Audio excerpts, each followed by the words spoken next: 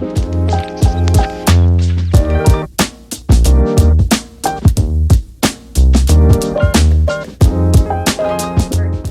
in the region, we have a number of projects here in Kingston. Actually, the sort of other half of our team is also in Kingston today and this weekend for community engagement events on another project, the Sojourner Truth State Park project, which we're involved in. So it feels like a lively, sunny day for the Mass crew to be working with you all in Kingston. We are a nonprofit architecture and design collective, and part of what that means, among other things, is that we really treat the design process itself as an opportunity to think creatively about the way that we design the projects, like who gets a voice in the work, who gets to say what gets built and why and for whom. And so we're always in every single one of our projects trying to think creatively about how to have events exactly like this, where we're like, you know, in new and more integrated and more creative ways, getting people's feedback on the design process as we move through it. Because we've found that in the industry, like there are not a lot of people that are working in this way, where we're like really trying to think creatively about the process itself. So anyway, all of that is just to say that we're super excited to be here. We have a lot of information on these boards. I know people were sort of mingling and reading as you were going. We want to ask you to spend time in, absorbing the content. We also have printed versions of all the boards, so if you haven't grabbed one yet, please do. And we're going to start by just explaining in 2 sentences where we are in the design process, so people understand what decisions have been made, what decisions haven't been made, and what types of input we're really most eager for today. So those will be familiar to those of you who have participated in past events. But for those of you who haven't, you know, we've been involved in this project actually for a pretty long time now, because we've been working with the co-op team on what we called pre-design phase, which is where we're kind of thinking about the purpose and scope and mission of the project, thinking about what the project can accomplish, what is possible, what's not possible, what the building blocks, the component pieces of the project need to be, and how it needs to operate. That's a phase that we were involved in, losing a little bit of track of time, but like last summer, we did that, I think, right, Evelina, correct me. The relationship between the building and the neighborhood, all of those kind of big organizational questions are getting asked and answered in the schematic design phase. But there are a million more design decisions that haven't been made yet. So one of the big ones is the sort of materiality of the building. What is the building made out of is a big part of what we are going to be establishing next in our process, and are really excited to hear more from you all about today. So that's the next phase. The design development phase is when we start to identify specific materials, specific types of construction assemblies, specific ways of putting the building together. And then the construction documents phase is where we draw the building in, like, you know, every sort of material, every connection. We work really intensively with the engineers to figure out the structural and mechanical systems. And those are the documents, the drawings that our amazing construction team uses to then build the building. So, you know, just to sort of emphasize again, we're early in that process, in between schematic design and design development, and really excited to hear from you all about where we are. So I'm going to pass it to Evelina, unless I missed anything that you want me to. I think it was perfect. Okay, yeah. Awesome. I think it's the only thing I was going to mention is just the timeline, wanting to stay on track. You know, we want the co-op to open when you all want it to open, which is at the end of 2024, on schedule, which means that events like this are super critical, so that we can get the feedback that we need to move the design forward. So anyway, I just wanted to make that clear. So what we heard from the community, this board is really about how we have incorporated what we've been hearing through our design workshop last year, and through the various different dot board sessions and office hours that were held at the end of last year, how that's sort of what we've heard and how that's been making its way into the design. And of course, this process is ongoing, but a few of the key things that we wanted to pull out, some of the programs that you'll see, the programs meaning the actual spaces and the functions that we'll get to over here, those were derived from the dot boards that we asked for feedback on. And the dot boards, if you were not able to participate in those, were an opportunity to for people to prioritize different types of spaces that they would want to see in the co-op. And another really important point here was that we heard loud and clear, do not duplicate programs of other partners that are in the Midtown area, right? We don't need to do that. We don't want to do that. So for example, the Bubble is our direct neighbor. They're right across the lot. We actually share a parking lot with the Bubble. And the Bubble has been doing some amazing work to put in a community room. There's child play spaces, of course, on top of all of their laundromat and programming. So we didn't want to duplicate that. However, you will see that childcare was at the top of the programming priorities for the co-op. And, that makes sense, right? A lot of people are looking for a place where they can drop their kids off while they go grocery shopping. And so we don't see that as duplicative. We see that as another bonus, another space across the lot that will benefit people, families, right? So that's an important note there. Other things that we'll get to more, a lot of the suggestions about the art wall, the community idea wall, a lot of that stuff hasn't shown up yet because we're going to get to that in the next phase. So we're definitely still open to additional feedback about what sort of art you want to see, what sort of collaboration with local community members and artists and organizations you would like to see. So please do note that today, but it hasn't shown up in the design just yet. Let's see. Okay, so I wanted to make a note about the point number 6 on the impact goals here, positive environmental impact. So we are still in the process of exploring the Living Building Challenge certification. We're pretty sure that this is what we're going to go for. It's one of the most rigorous environmental standards that you can go for a building, which is exciting and a little bit scary, right? Because not many buildings have achieved this.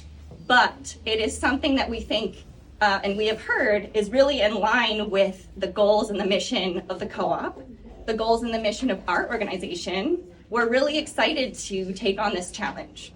But that also means that we have to be very careful with some of the decisions that we're making about the systems that we're using, the materials that we're using. We want to maximize space on the roof for solar so that we can produce energy on site. We wanted to also save space in the landscape for a rain garden, for ways that you can manage the stormwater on site.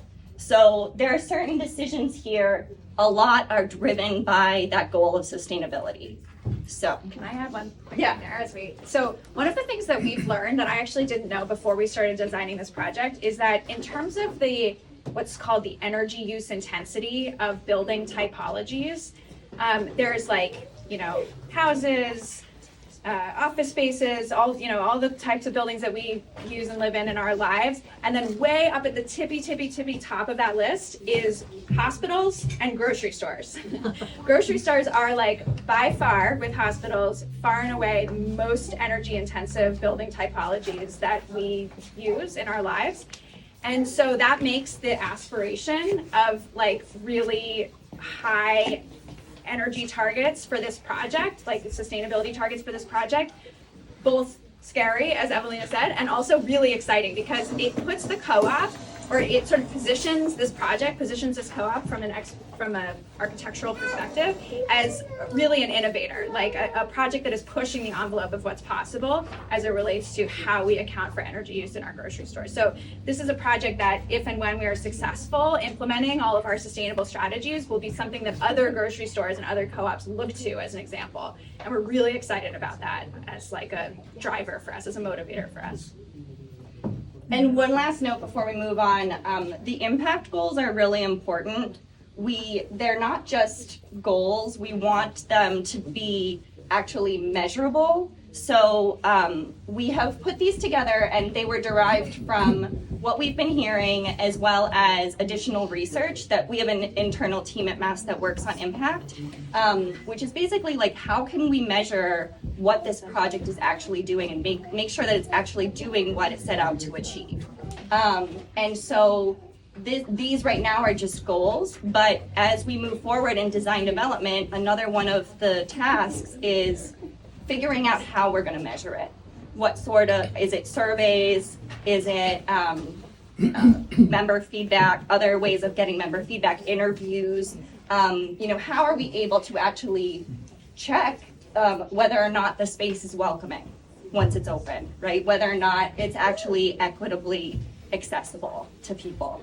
So that's going to be really important. Right now they're goals, but we're going to work on putting in place metrics by which we can measure that impact over time. Really take some time to dig into these next two boards. These explain the exterior spaces and the interior spaces, the way that they've been arranged, and it also tries to pull out explanations as to why they are the way they are. So starting with the exterior of the building, those of you who may have attended our workshop back in October about build your own co-op, we were able to actually move pieces around on site and figure out, how do we want these to be arranged, and where should the entrance go, and where should the back of the house go? One of the driving factors there is the loading area. So it's a grocery store. You need to have a big loading dock. We're going to have trucks coming in and out of here every week. And so we decided to put that off of Elmendorf so that there's no blockage on Broadway. I think a lot of you have probably seen pickup trucks stopping on Broadway in front of that building already for other businesses. And we wanted to use the side street instead. But it does take up a significant portion of the site. So already we were looking at how are we connecting Broadway and Elmendorf and making good use of this space, making sure we have enough space, but also trying to make sure that we are preserving as much site area as possible. So we did try to minimize the footprint of the building here. And at the beginning, we were also looking at a one-story versus a two-story option, if some of you remember that. What we've sort of come up with is a hybrid between the two. We have a one-story building with a mezzanine. And that's because, first of all, we didn't want the building to be too tall. We wanted it to really be comparable to the surrounding buildings. Second of all, it does actually have to be tall enough for the back of house, the loading area. So we need at least 14 feet of head height in this back of house area. And that's pretty tall. So we were like, why don't we make better use of that head height space and put a mezzanine there for the offices? So that's sort of what we've been doing. We tried to just make the space as efficient as possible. So that's why there's a mezzanine there. Other things to note, the building, you'll notice, has this sort of zigzag facade. And we did that partly because we wanted to have a difference between the existing building and the new building. This face of the building is very long, and you have a view of it over on that board there. But because it's so long, we wanted to be able to break it up and put the main entrance in the middle, directly across from the bubble entrance. And then the steps in actually allowed for little pockets of green space.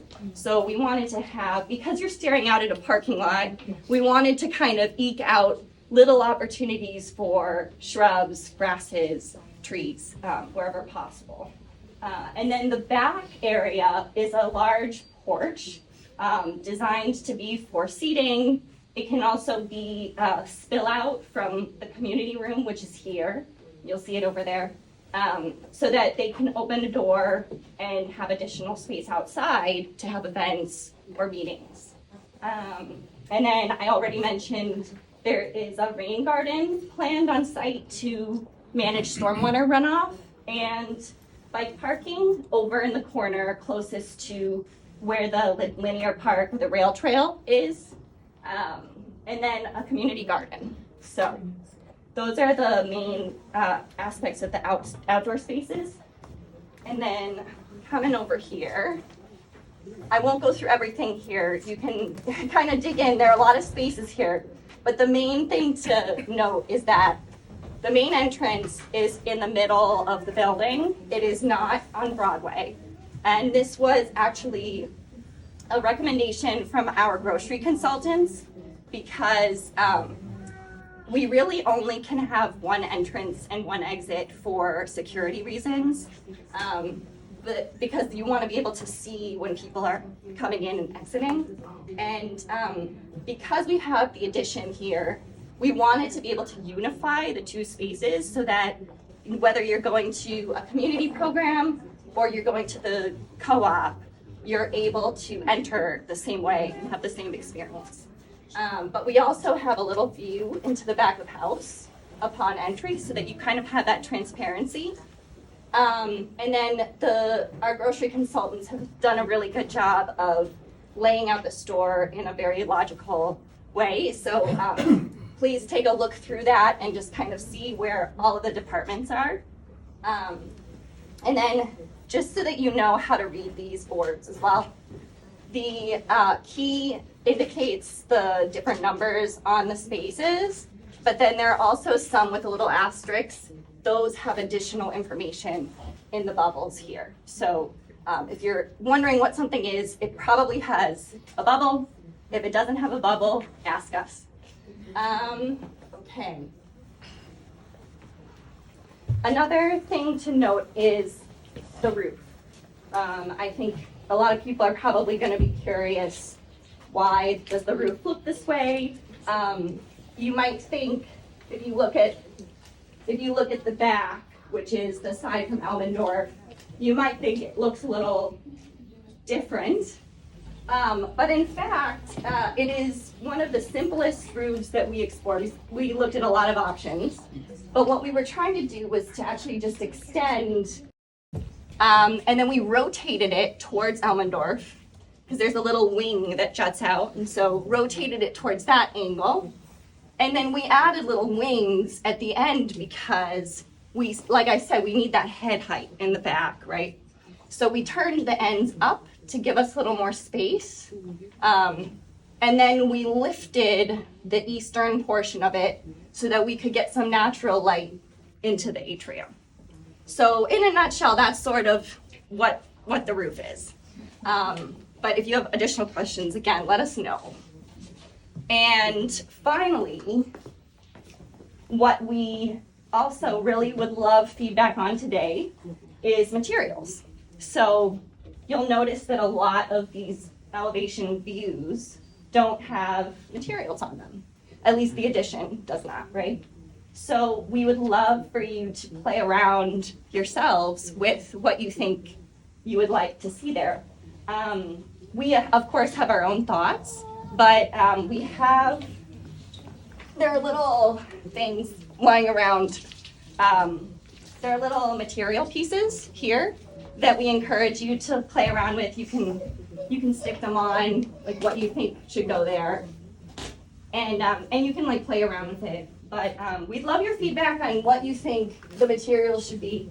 Again, keeping in mind sustainability, constructability, what can we get locally, things like that. Also, the incorporation of local art. There's a wall. This wall in the back does not have any windows because it's the utility part of the building. And so we think that's a great opportunity to incorporate local artwork. So if you have thoughts or suggestions there, let us know. And then the final piece is just how are you giving us feedback today? And so we have markers and sticky notes lying around. Please take some, write down your questions, write down your comments. We have little sections corresponding to different views. So if you want to give us a comment directly about this view, put it there.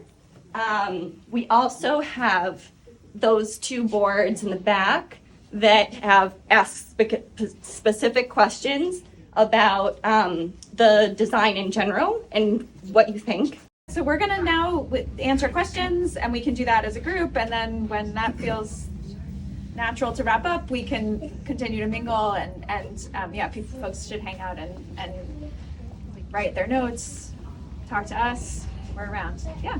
Yeah, hi, just a question on the building materials. You had mentioned that you wanted input, and there's some listed on the handout, and I'm curious if you could remark on the sustainability comparisons. I mean, are they all the same, or, you know, some more than others?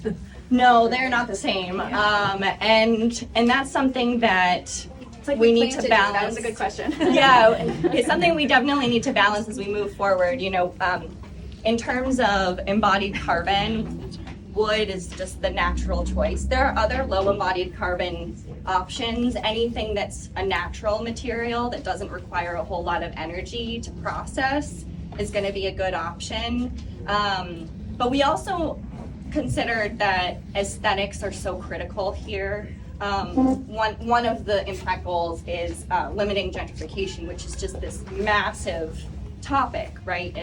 And there's a lot of research out there about how do buildings contribute to gentrification, and fitting in with the local context we know is critical there.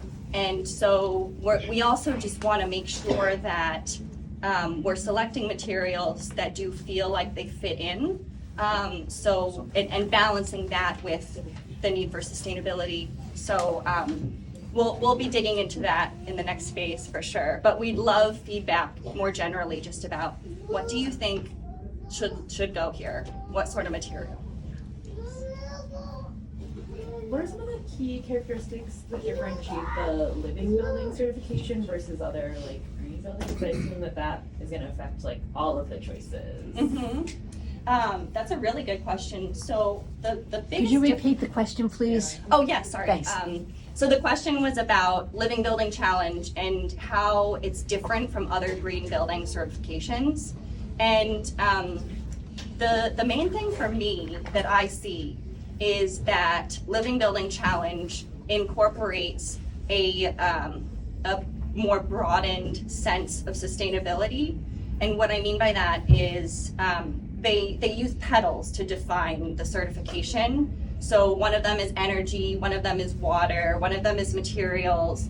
Those you find pretty commonly in every green building certification, that you have to hit those certain metrics for those. But Living Building Challenge also includes a category called beauty. They require you to run a workshop on how to incorporate nature and biophilia into the building.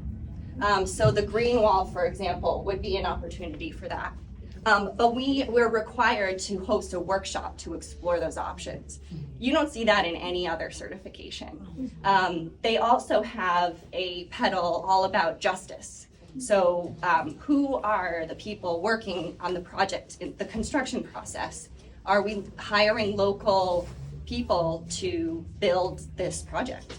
And what is there are certain labels about businesses and organizations, including our own, who have to fill out a label about how diverse our workforce is, where we all come from, things like that. It's called the JUST label. So those are the types of things that I see sets it above all other certifications. Mm-hmm. Yeah, my name is Mike B. I work with Plug PV. It's a local solar company, actually. I had a question about the roof. Yeah. Because I just want to make sure that the roof structure is like actually like a low pitch. So keep that in mind. Also, like a flat roof is more expensive.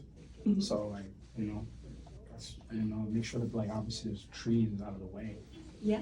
And also I wanted to know what direction the side of the front north facing side of the building would be, because depending on like if the part where the pitch is like south facing, Mm-hmm. that's the most ideal position. So you want most of the panels in that area of the roof.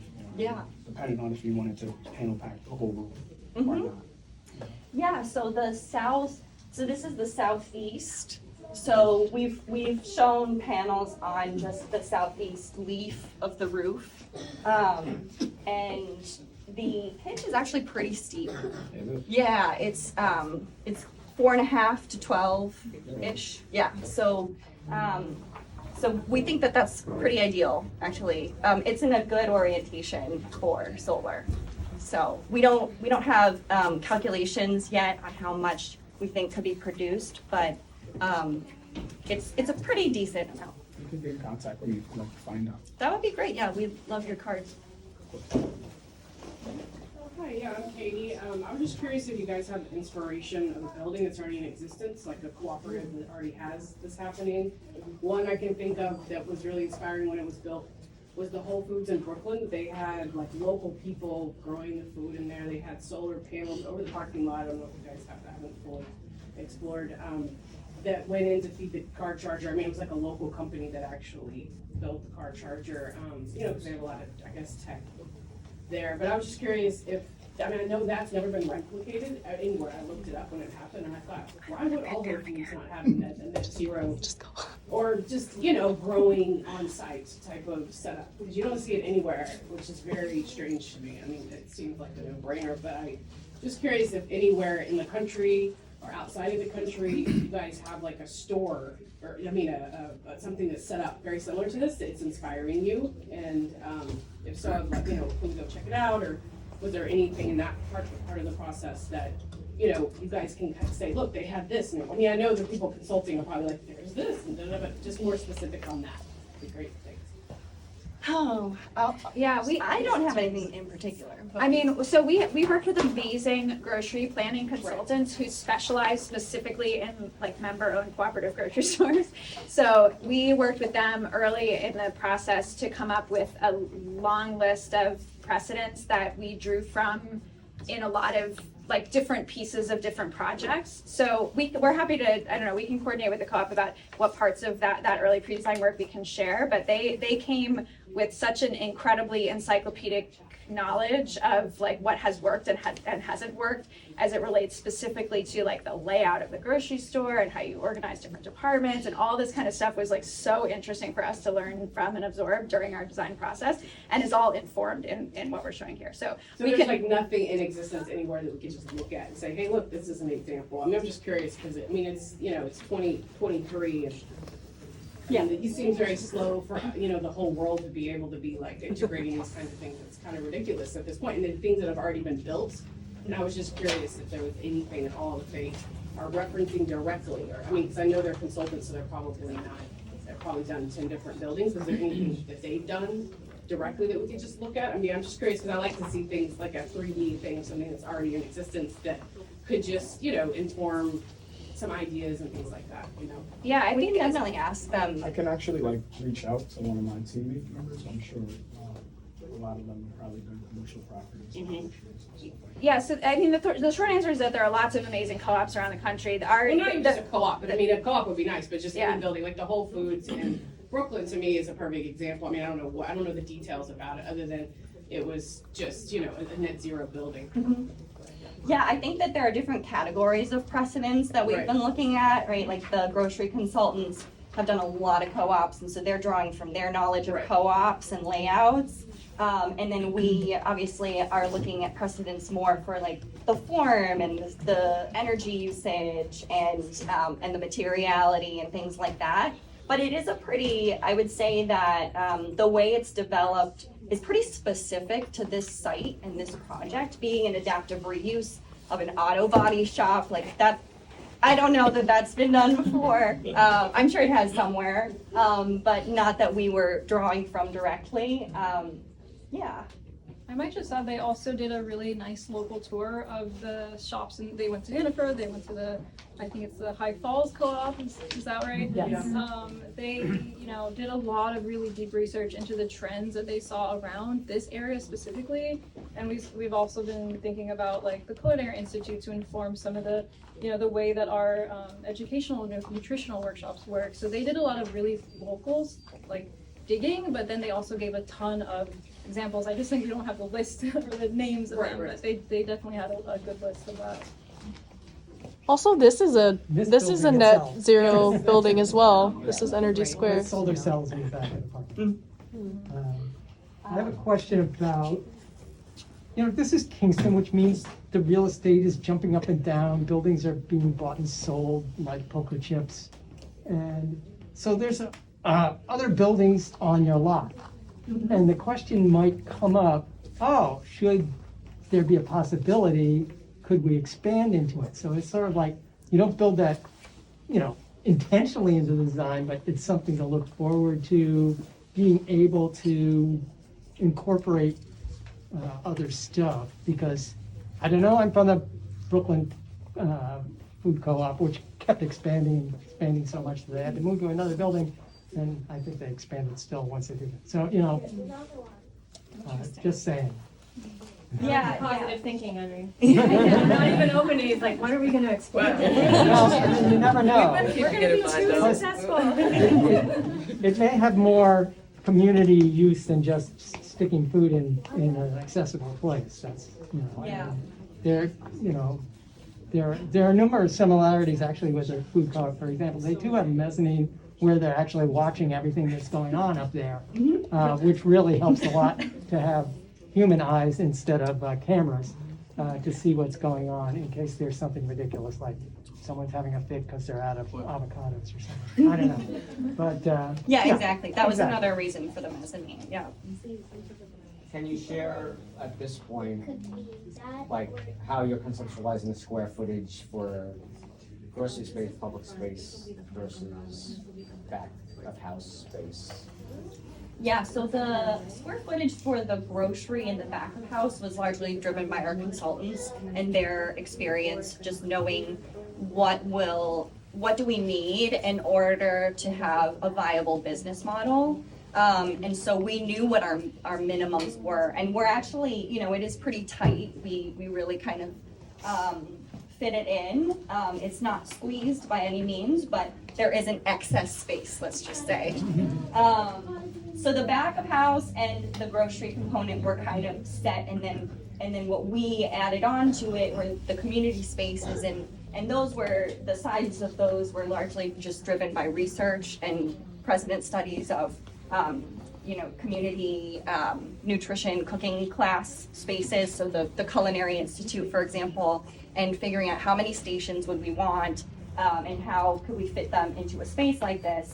And another note about this space is we wanted it to be as flexible as possible. The co-op wanted it to be as flexible as possible so that there's a removable wall in the middle, so you could break it up into 2 classes if you wanted to, but you could also have one big room, or you could even open the doors and utilize the atrium space as a part of your program. So there are a lot of options for different sized uses of the space. We didn't want to have a giant room, but we didn't want it to be too small. So instead we made a slightly larger room that can be divided. And I neglected to emphasize the importance of the atrium. The atrium is really meant to be that place for congregation. If you do, there's a prepared food section and / cafe part of the grocery floor. And it's right near the exit door. So the idea is that if you were to get lunch or a coffee or something, you could go out right into the atrium and enjoy it there. So you have a space for seating if you wanted it, with accessible restrooms right there. Mm-hmm. Okay, accessibility to the mezzanine, how would you get to the mezzanine? So that's a good question. So the mezzanine is just for offices. I'm just curious about the experience of traveling on Broadway, and I totally get the idea of the entrance, one entrance being in the middle. But I also know that it's like step back. I'm curious sort of like how far step back, how close to the corner, how big is the entry? Mm-hmm. Can you see the entry from Broadway? Yeah, good question.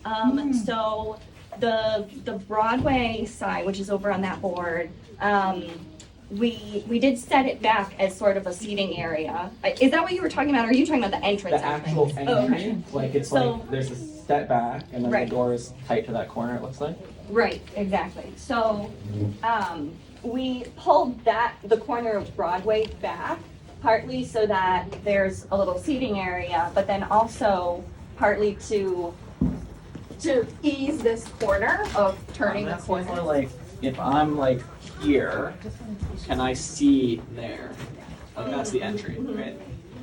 Yeah, so that's actually the sort of easier angle to get the right visibility because there's that parking lot there. So you can see all the way to the back side of the building from a ways away if you're coming from the west. If you're coming, so we've actually been sort of solving more in our minds for coming from the east because that's going to be there's the front, the Broadway facing elevation of the project needs to entice you if you're coming from the east to turn the corner and go back to the entrance. And so that's like partially the pulled back facade that Evelina described. You know, we're going to get creative about signage and whatever, like indicating that you are supposed to turn in order to access the store.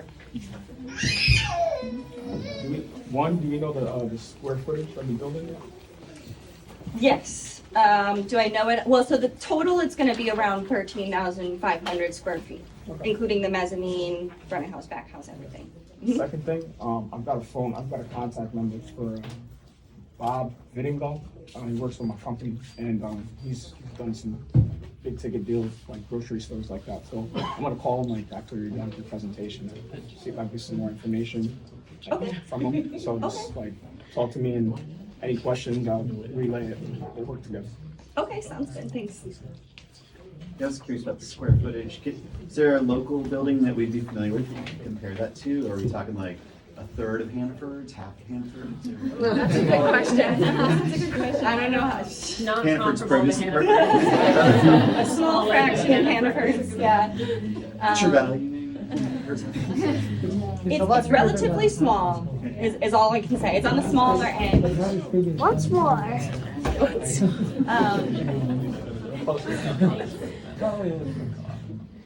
It's still a relatively small building, but yeah, especially compared to a big box store like Hannaford's.